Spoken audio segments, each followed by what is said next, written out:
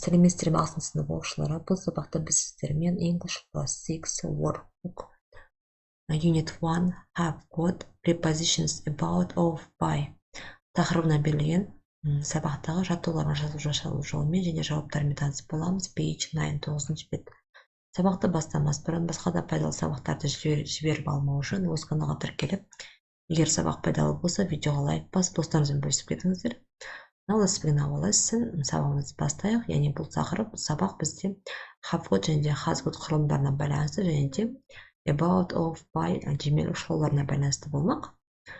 Бірінші have got және де has got құрылымына байланысты білген тапсырмаларды орындайық. Exercise 1.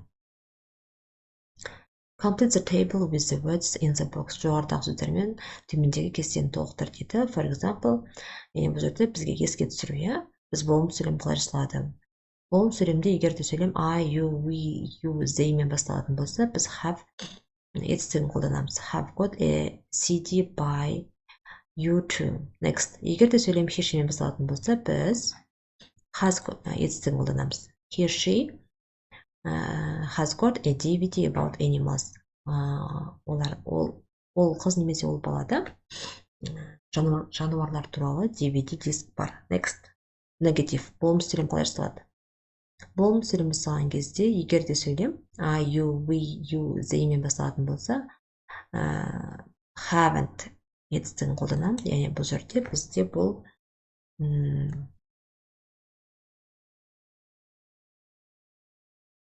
have not сөздердің қысқарған формасы. Haven't got an art book. Next. Егер де сөйлем he, she мен басталатын болса, hasn't етістігін қолданамыз. Тура сондай, бұл бізде has not сөздерінің қысқарған формасы, біз қысқарған формасын ғана қолданамыз. He, she hasn't got a poster of New York. Ол қыз немесе ол балада Нью-Йорктың плакаты жоқ. Next. Questions. Сұрау сөйлем қалай жасалады? Сұрау сөйлем жасаған кезде біздің have және де has етістіктеріміз сөйлемнің алдына шығып кетеді. Have I, you, we, you, they got a camera. Мен, сен немесе біз, сендерде оларда камера бар ма? Has he, she got a good computer game. Ол қыз немесе ол балада жақсы компьютер ойыны бар ма деген сияқты сөйлемдер шықты. Next exercise 2. Write affirmative or negative sentences using have got. Төмендегі берілген сөздермен болымды немесе болымсыз сөйлем жасауымыз қажет. Exercise 2. They've got a new CD. Оларда жаңа CD диск бар. My brother hasn't got a bike. Менің інімнің велосипеді жоқ. We haven't got a laptop. Бізде ноутбук жоқ. Anne and James have got a big dog. Anne мен Джеймстің үлкен иті бар. I haven't got a notebook in my bag. Менің сөмкемде дәптер жоқ. My friends got a good camera. Менің досымда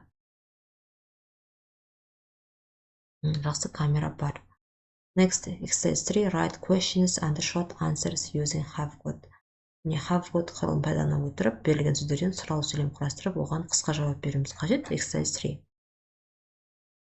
Has the teacher got a bike? Мұғалімнің велосипеді бар ма? No, she hasn't. Has Daniel got an interesting book? Danielдің қызықты кітабы бар ма? Yes, he has. Have you got a nice teacher? Біздің мұғаліміміз, біздің жақсы мұғаліміміз, бізде жақсы мұғалім бар ма? Yes, we have. Have they got an English dictionary? Олардың ағылшын тілі сөздігі бар ма? No, they haven't. Yes, no, they haven't.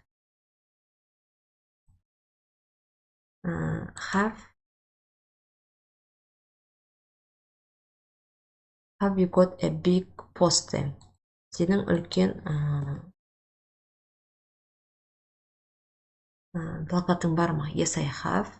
Has Angela got a sister? Анжеланың сіңлісі бар ма? No, she hasn't. Деген сияқты сөйлемдер шықты. Next exercise 4. Енді бұл біз демеулі ұшылауларға байланысты берілген жаттығулар. What has Ben got? Benнің несі бар? Яғни бұл жерде міне бар жоқ заттарын жазып қойған. Look at the list and write he's got or he hasn't got. Яғни осы тізімді пайдалана отырып, ол балада бар немесе жоқ заттардың тізімін жасауымыз керек, сөйлем құрастыра отырып. Then complete the sentences with about, of, or by. Және демелік шұғылауларды ұмытпаймыз. Exercise 4. For example, he's got a DVD about cycling. Оның DVD дискісі бар велосипед жегу туралы. Next, he's got a CD by Dizzy Rascal. Ол балада Dizzy Rascal'дың CD дискісі бар. He hasn't got a book about photography. Ол балада суретке қалай түсіру туралы кітап жоқ. He hasn't got a CD by Rihanna. Ол балада, яғни кімде? Бенде Риананың CD дискісі бар. He's got a poster of Bart Simpson. Ол балада Bart Simpsonның плакаты бар деген сияқты сөйлемдер шықты. Next, exercise 5. Write true, affirmative, and negative sentences using have got, haven't got, or has got, hasn't got.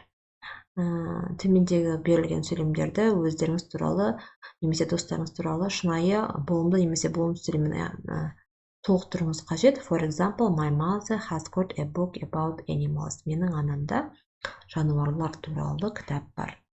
My father hasn't got a CD by the Sugar Babies. Менің әкемде Sugar Babies'тің CD дискісі жоқ. Мен бұл жерде мысалға сөйлемдер жаздым. Сіздер негізі шынайы өздеріңіз туралы сөйлем жасауларыңыз қажет. I've got a book about sport. Менде спорт туралы кітап бар. We haven't got a poster of an Astana city. Бізде Астана қаласының постері, яғни плакаты жоқ. My teacher has got a CD by Johnny. Яғни менің мұғалімде Джоннидің CD дискісі бар. My best friend hasn't got a book about animals. Менің ең жақын досымда жануарлар туралы кітап жоқ.